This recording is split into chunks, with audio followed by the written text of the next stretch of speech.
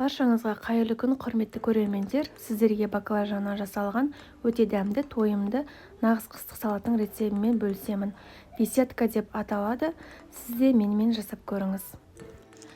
Банкаларымызды ең алдымен мантоваркаға салып стерильдеп аламыз. Крышкаларында осылай 3-4 минутқа қайнатып аламыз.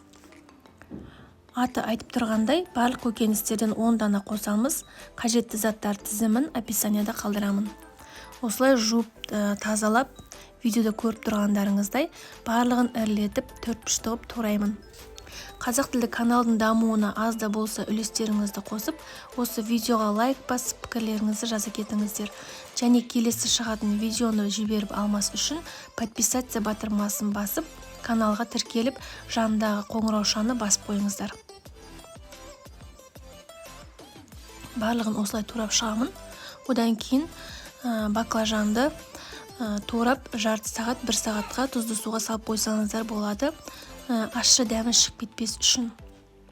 Дайын болған көкөністерімізді қайнататын ыдысымызға салып, май, тұз, қантымызды салып 30 минут бұқтырамыз.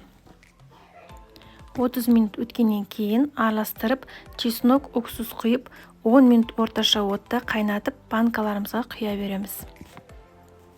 Осылайша біздің салатымыз дайын болды. Міндетті түрде жасап көріңіздер.